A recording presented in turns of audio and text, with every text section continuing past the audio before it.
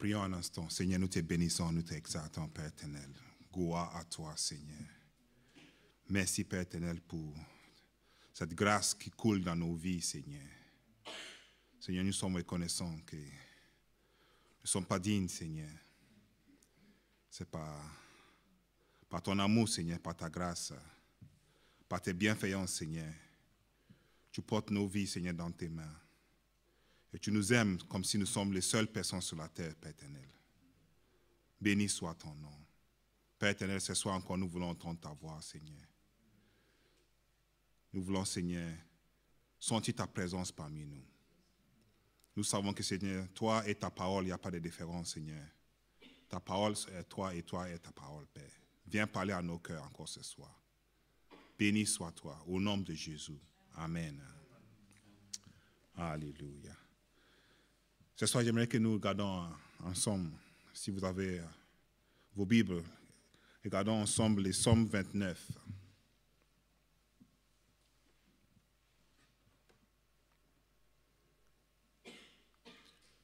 Les Psaumes 29. Cette psaume parle de la gloire de Dieu. Amen. Et c'est tellement intéressant comme nous chantons plusieurs fois, nous invoquons la gloire de Dieu. Plusieurs fois, nous donnons gloire à Dieu. Nous adorons, nous l'honneur. Et c'est la gloire de Dieu que nous cherchons encore ce soir.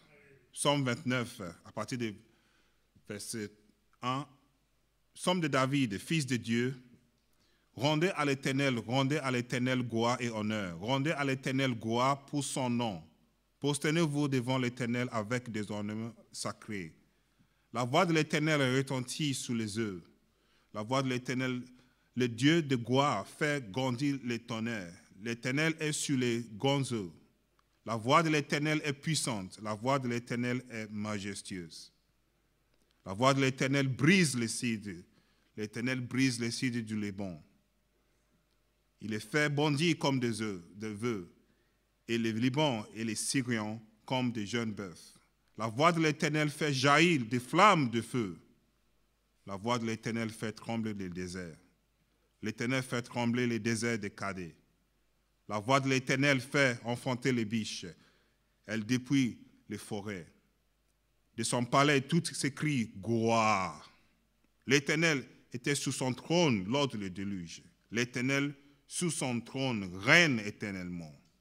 L'Éternel donne la force à son peuple. L'Éternel bénit son peuple et le rend heureux. Gloire à Dieu. Cette somme, c'est aussi, comme nous avons fait depuis les 30 minutes là, c'est la louange. Ça invite tous les enfants de Dieu de le louer, de l'exalter. Et David a écrit cette somme inspirée par des poésies qui étaient en Canaan, dans lesquelles, avant que les enfants d'Israël soient arrivés en Canaan, ceux qui habitaient là-bas adoraient les dieux qu'ils appellent Baal, vous connaissez bien, et ce dieu était le dieu des cieux. Et d'après la mythologie un peu de ces païens, ils disent que ces dieux, Baal, avait un combat avec le dieu de la mer, qu'eux, ils s'appellent Yam. Et cette ci représente le chaos. Cependant, David utilise cette mythologie pour proclamer la gloire et la force de Yahweh sur tous les autres dieux. Il commence son psaume par un appel de louer Dieu. Comme on a vu dans les versets 1 à 2, il loue la voix de Yahweh tout en décrivant sa puissance. La deuxième partie, il parle aussi comment Dieu est couronné à jamais. Et lui demande de fortifier et de bénir son peuple. Cette somme, ce n'est pas nouveau. C'est quelque chose qu'on trouve dans les livres des Juges aussi, surtout dans le Juges chapitre 5, même en Exode chapitre 15. C'est des types de poésies qu'on entend. Les païens avaient des dieux pour chaque chose naturelle. La mer, le vent, tout et n'importe quoi. Mais dans cette somme, David nous dit que le Dieu, il est un. On n'a pas besoin d'un Dieu pour le travail, un Dieu pour la guérison, un Dieu pour l'amour, pour le mariage, un Dieu pour les dents, quand on a mal aux dents, et un Dieu pour les chevaux, mais il y a un Dieu pour tous. Amen. Mais David, il déclare la suprématie de Dieu sur toutes choses. La suprématie de Dieu, en quelques mots, on peut dire, parce que Dieu domine, il a l'autorité, il a le contrôle, il a le pouvoir, il a la souveraineté, il est Seigneur, il a l'influence, il prédomine, il a la supériorité, il a la prééminence. Et à cause de ça, les enfants de Dieu ont cette joie de louer son nom. Parce qu'au-dessus de Dieu, il n'y a rien. Amen. Et voilà, regardons un peu en détail cette somme qui est devant nous. La première partie, c'est le verset 1 et 2, qui parle de la suprématie du Seigneur sur les êtres célestes. Et David commence cette somme en disant « Fils de Dieu ». Il parle à qui? Il parle aux anges. Des anges, ils disent « Fils de Dieu, rendez à l'Éternel gloire et honneur ». C'est étonnant. Même avant de parler aux hommes, David commence avec des anges. Amen. En Afrique, on dit, si tu vois comment le maître de la maison tape son enfant, toi qui es étranger, il faut que tu commences à fuir. Si même les anges qui sont saints, sans péché, puissants, avec toutes les forces, si même eux, la Bible nous dit qu'à chaque moment, chaque instant, ils sont en train de prosterner, de bénir, de louer, de donner gloire à Dieu. Mais nous, on pense à nos bobos, on pense à nos manquements. On se dit, peut-être un jour, je vais te louer, Dieu. Pour l'instant, je vais être égoïste un peu, laisse-moi tranquille. David dit, Fils de Dieu, bénis l'Éternel, rendez gloire à lui. Proclamez son nom. Proclamez ses bienfaits dans vos vies. D'être céleste, loue le Seigneur. Le ciel célèbre tes merveilleux, ô Éternel, et ta fidélité dans l'ensemble de les saints. Dans le livre encore dans Psaume 103, verset 20, on dit « Bénissez l'Éternel, vous ses anges, qui êtes puissants en force et qui exaucent ses ordres, qui obéissent à la voix de sa parole. » On voit ces choses dans la Bible, que plusieurs fois les anges sont invoqués à louer l'Éternel. Et à chaque fois qu'on entend que les anges sont invoqués à louer l'Éternel, il faut que nous, on se tient prêts, n'est-ce pas? C'est la même chose qui va se passer aujourd'hui. C'est la même chose qui se passe dans cette verset. Dès qu'on entend que les fils de Dieu doivent louer l'Éternel, mais nous aussi, on se tient prêts à louer l'Éternel. Des versets 1 à 2, David utilise 3 reprises un mot traduit par « rendez ». Il dirige les anges en réponse à tout ce que le Seigneur représente. Ces êtres spirituels devraient l'adorer dans la splendeur de sa sainteté. Si les anges louent Dieu, alors que font les hommes? C'est la question. Vous savez, dans les catéchismes les plus courts de Westminster, je ne sais pas si vous connaissez les catéchismes de Westminster, ça on enseigne à l'école biblique. C'est très grand et très vaste, je n'aime pas beaucoup, mais je préfère les petits. Il y a ceux qui sont un peu petits. C'est des questions en fait. On te pose la question et toi tu réponds. Et il y a la question qui on se pose. Quel est le but principal de l'être homme? La réponse, la fin principale de l'homme est de glorifier Dieu et de jouir de lui tout pour toujours. Ça, c'est le but de l'être homme. Nous, on a oublié ça. On pense à comment avoir les maisons, de bons travail, de bons salaires, comment que je suis guéri, comment que je peux avoir ça et ça et ça. Frères et sœurs, il n'y a rien que nous pouvons chercher dans la vie que chercher à louer Dieu. Amen. Donc, si les gens louent Dieu, alors, que faites-nous? Comment rendre gloire à Dieu, nous? Comment est-ce qu'on peut rendre de gloire à notre Dieu? Parfois, nous voulons le faire, mais ça manque la connaissance. Donc, je vais vous jeter 8 mots, 8 phrases. Et le premier, c'est « croire en qui il est ». Croire en qui il est. Dans le livre d'Ésaïe, chapitre 42, on lit « Je suis l'Éternel, c'est là mon nom, et je ne donnerai pas ma gloire à un autre, ni mon honneur aux idoles. » Donc, la première chose, c'est de croire en qui Dieu il est. Ça c'est là, c'est le commencement. Si on a encore des doutes sur Dieu, mais on ne peut pas le louer, n'est-ce pas? Si on a encore des doutes de qu'est-ce qui est Dieu et qu'est-ce qu'il peut faire, qu'est-ce qu'il représente Dieu dans nos vies. Si on vient à l'église pour dire, peut-être quelque chose pas passé, donc je vais aller chercher. Mais on rate. Il faut qu'on prenne Dieu pour qui il est. Le deuxième mot, c'est aimer-le et aimer les autres. Avoir l'amour. Comme Jésus même a dit dans Matthieu 22, Jésus lui répondit, « Tu aimeras le Seigneur, ton Dieu, de tout ton cœur et de toute ton âme. » Quand on aime Dieu, c'est facile à lui donner gloire. Quand on aime Dieu, c'est facile à le louer. Quand on aime Dieu, c'est facile à le servir. Mais s'il n'y a pas l'amour, c'est difficile. Hein? C'est très, très difficile. Donc, le deuxième mot que nous devons garder, c'est l'amour. Le troisième, c'est « Soyez obéissants à ce qu'il dit ». En Deutéronome chapitre 11, verset 1, « Tu aimeras l'Éternel ton Dieu et tu observeras tous ses préceptes, ses lois, ses ordonnances, ses commandements. » Et après ce verset, il y a une bénédiction qui suit. Amen. Souvent, nous, on garde la bénédiction dans la tête, mais on oublie le verset qui vient avant.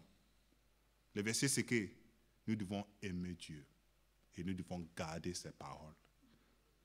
Quatrième, louez-le et l'adorer. En Chronique, on lit « Famille de peuple, rendez à l'Éternel gloire et honneur, rendez à l'Éternel gloire pour son nom, apportez de l'offrande et venez dans sa présence. Prosternez-vous devant l'Éternel avec des saints ornements. Tremblez devant lui, vous les habitants de la terre. Le monde est affermi, il ne chancelle point. » C'est Dieu qui a posé le monde et jamais il va bouger même un petit millimètre.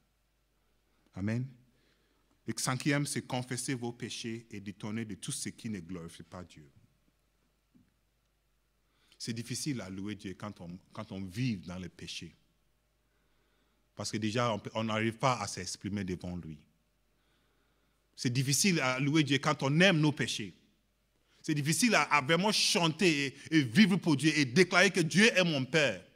Quand on a les péchés qui nous entourent facilement, qui nous entraînent facilement.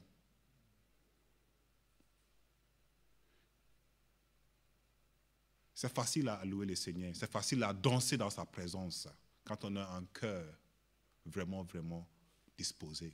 Un cœur qui ne garde rien caché. Avoir cette cœur qui cherche à vivre pour Dieu. Un cœur qui cherche à se détourner du péché. Un cœur qui cherche à glorifier Dieu par sa vie. On fait trop semblant devant le Seigneur. On fait trop semblant dans l'église. On fait trop semblant dans la famille. Pourquoi? Parce qu'on cache des choses dans nos cœurs, dans nos vies. C'est bien d'être dans l'église parce que personne ne me connaît à la maison. C'est bien d'être dans la maison parce que personne ne me connaît là où je travaille.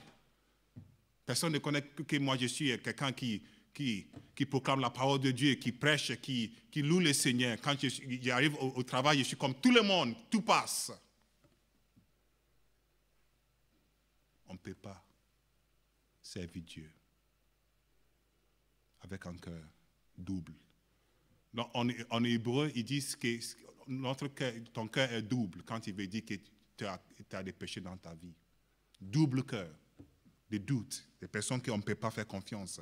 Le cinquième, c'est apportez-vous en offrande en vivant pour lui. Portons nos vies comme une offrande pour le Seigneur.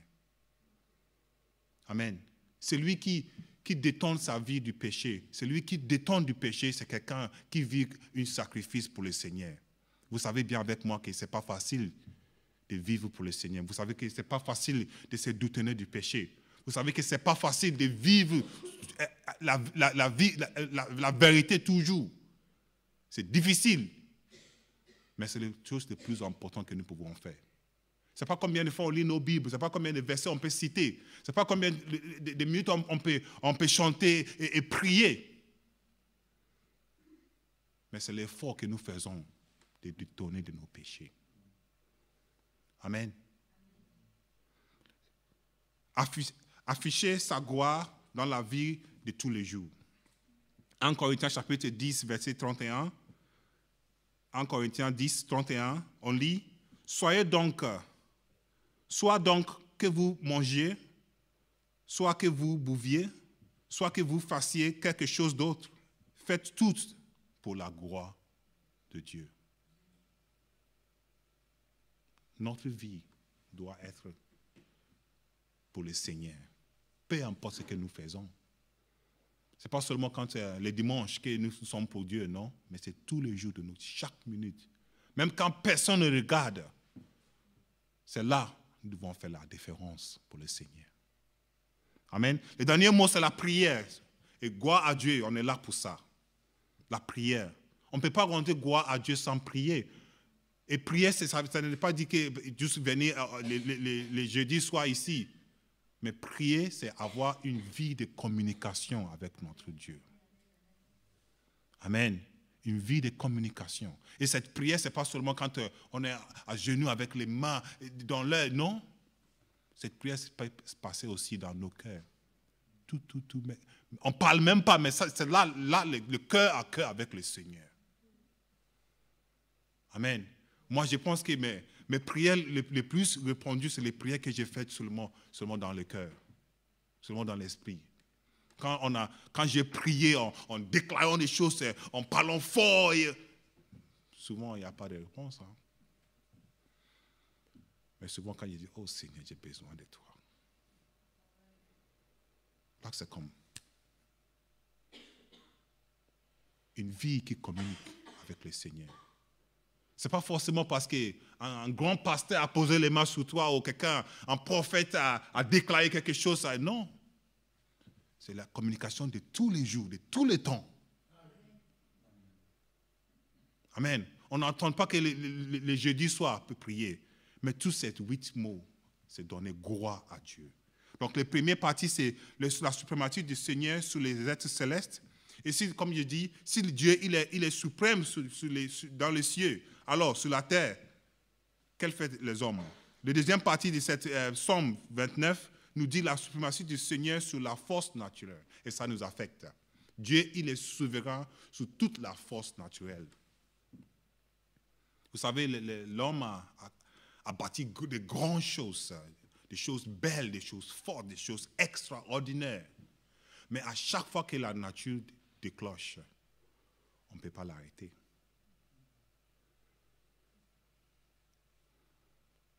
On voit ce qui s'est passé, le tsunami. Je me souviens, j'étais à Hong Kong la première fois qu'ils ont eu le tsunami en Indonésie. J'ai vu ça sur la télé, c'est comme un film en fait. Je vois la mer qui vient avec la grandeur comme combien de mètres en haut, qui rentre dans la ville. Mais je dis, mais c'est pas possible. Devant ça, l'être homme, il est comme ça. Rien. Amen. Mais cette somme, à partir du verset 3 jusqu'à verset 9, David nous dit, le Dieu que nous servons, il a l'autorité sur la nature. Regarde ce qu'il dit là, le verset 3. La voix de l'Éternel retentit sur les eaux. Le Dieu de gloire fait grandir le tonnerre. L'Éternel est sur les grandes eaux. Tout ce qui est en haut, il a la main dessus. Rien ne peut bouger même, comme on dit en anglais, even an inch, sans un mot de Dieu même. Amen. Quand Jésus était dans la barque avec les disciples, vous connaissez bien, il est sorti, il a dit, tais-toi. La nature, ce qui nous fait peur dans nos vies, mais Dieu, il a le pouvoir dessus. La puissance de Dieu, de son parole. Il s'agit ici, quand il parle de la voix de Dieu, de la voix de l'Éternel, il a répété ça jusqu'à le verset 9, la voix de l'Éternel. Donc, qu'est-ce que ça veut dire, la voix de l'Éternel? À l'école biblique, on nous dit que Dieu, c'est un esprit. Il n'a pas yeux, ou nez, ou voix, ou bouche, ou main. Mais souvent, on lit la Bible, on dit, mais la main de l'Éternel, la voix de l'Éternel, qu'est-ce que ça veut dire? On appelle ça dans le thème biblique anthropologie. Ça veut dire, on utilise les parties de Dieu, on utilise les mots pour créer les parties pour Dieu. Mais Dieu, il n'a pas de voix. C'est un esprit, comme la Bible nous dit. Amen. Mais pour nous faire comprendre Dieu, parfois on utilise des mots. Autant qu'humain, on peut mieux s'accrocher à sa parole. On peut mieux s'apprendre à apprendre ce qu'il est en train de nous dire. C'est pour ça qu'ici, il a répété plusieurs fois la voix de Dieu. Et aussi ici, il s'agit quand on voit la puissance de Dieu manifestée en naturel, c'est ce qu'on appelle la théophanie. La théophanie, c'est un mot qui vient des Grecs, théo et phaini. Théo, c'est Dieu, c'est facile. Mais phaini, c'est rendre visible. Donc, quand Dieu se rend visible dans le monde, on dit que c'est la théophanie. Amen. Vous savez cette histoire quand Moïse a dit, je vais voir ta gloire, n'est-ce pas? Qu'est-ce qu'il a vu après? Est-ce qu'il a vu Dieu? Non. Mais la parole de Dieu dit, il y avait du vent, il y avait des tonnerres, il y avait tout. Donc ça, c'est ce qui représente Dieu pour nous, autant qu'humains. Ça, c'est la théophanie. Amen. C'est pour ça qu'ils disent ici que la voix de l'Éternel, c'est comme le tonnerre.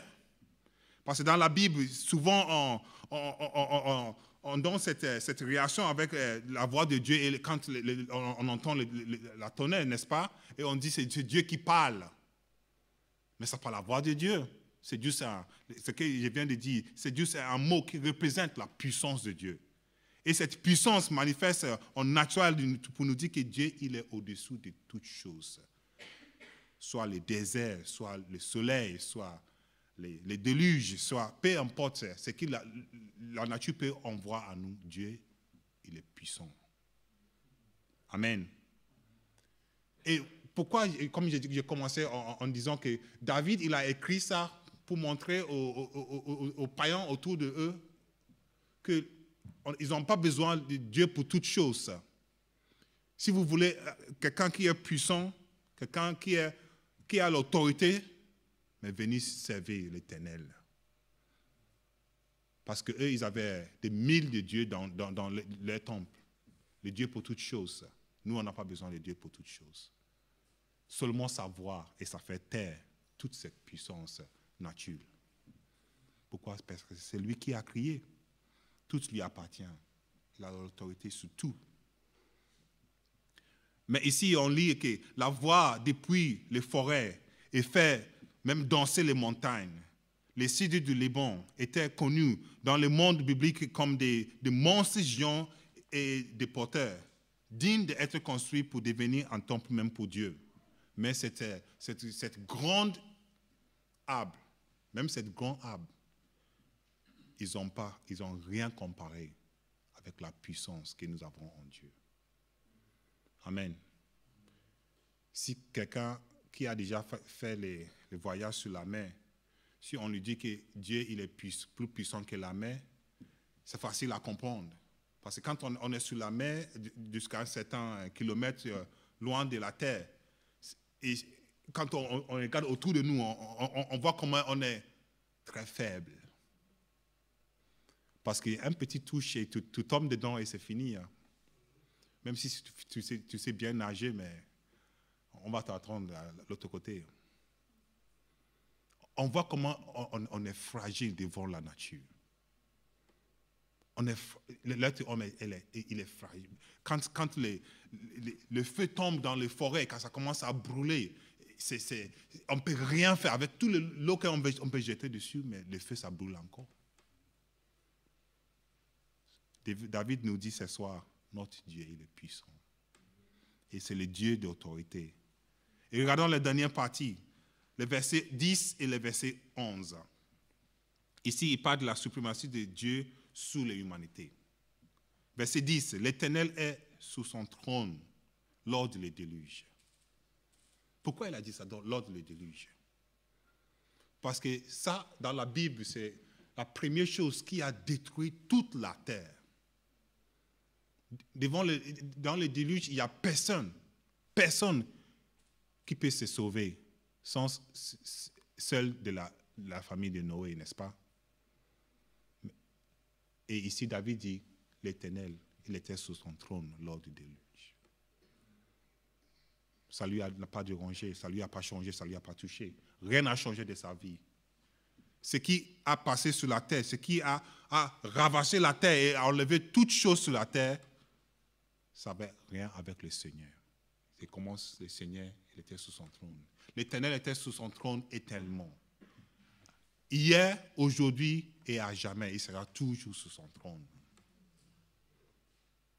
Vous savez, quand on a un problème au cours de justice et nous cherchons un avocat, on cherche toujours un avocat qui est bien, n'est-ce pas? On veut payer tout l'argent que nous avons pour avoir un avocat qui connaît la loi, qui peut nous défendre.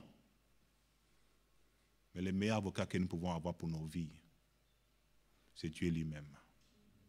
Pourquoi? Parce que lui, il connaît la vie. Parce que c'est lui le Dieu des créateurs. Toutes choses appartiennent. Et lui, il était et il sera. Il connaît toutes choses, il a le pouvoir pour nous sauver. Le verset 11 dit encore, l'Éternel donne la force à son peuple. Si aujourd'hui on est debout, si aujourd'hui on a cette... Même avec nos bobos, on a encore cette santé en nous, mais c'est Dieu qui donne la force. Si on a fait de lundi jusqu'à aujourd'hui, jeudi, et on est presque à la fin de la semaine, ce n'est pas parce qu'on a bien mangé, ce n'est pas parce qu'on a mangé plus de légumes, ce n'est pas parce qu'on a bien cuisiné, ce n'est pas parce qu'on fait attention à nos tailles, non? C'est juste Dieu qui donne la force de tous les jours. Combien de gens qui vont au lit et le matin, ils ne se lèvent pas? Combien de gens qui prennent même un livre pour lire et ils restent comme ça et leur vie, c'est parti. C'est Dieu qui donne. C'est Dieu qui donne. Frères et sœurs, n'attendez pas que nous gagnions le loto pour donner gloire à Dieu. N'attendez pas que quelque chose d'extraordinaire se passe dans nos vies avant que nous donnions gloire à Dieu. Chaque jour que nous levons, chaque jour, chaque nourriture que le Seigneur place devant nous, c'est déjà une bénédiction. Et pour ça, nous devons donner gloire à son nom.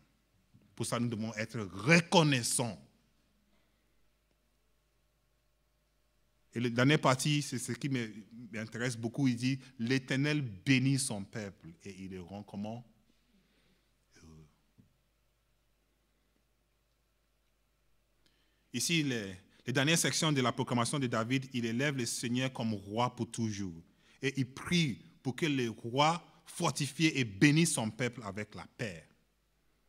C'est une conclusion appropriée à un psaume qui exhorte le pouvoir omnipotent du Seigneur sur la nature. Ici, il souligne le pouvoir de Dieu sur les forces de la nature, même sur ce qui détruit le monde. Donc, contrairement aux rois terrestres, le Seigneur règne éternellement. Dieu accorde-moi la sénérité d'accepter les choses que je ne peux pas changer. Le courage de changer les choses que je peux, et la sagesse de connaître la différence. Que Dieu nous aide. Que Dieu nous aide vraiment à oublier des choses que nous ne pouvons pas changer. C'est Dieu qui change. Nous sommes d'accord. On ne peut pas changer un être homme. On ne peut pas changer nos patrons. On ne peut pas changer nos maris ou nos époux. On ne peut pas changer nos frères ou nos sœurs. On ne peut pas changer personne. Ce qu'on peut faire, c'est pour nous-mêmes. Que Dieu nous donne cette grâce. Parce que tous les pouvoirs l'appartiennent. Ce soir, nous allons prier et nous allons demander tout ce que nous avons besoin. Mais le plus important, frères et sœurs, c'est de chercher à donner gloire à Dieu. Pour ce qu'il a déjà fait pour nous. Amen. Pour ce qu'il a déjà fait pour nous. Il a fait plein de choses pour nous. Si nous prenons juste une minute pour regarder derrière, on aura plein de choses à bénir Dieu pour. Mais c'est comme l'enfant égoïste. On a toujours les mains comme ça. Donne. On te donne, tu prends, tu mets à côté. Donne.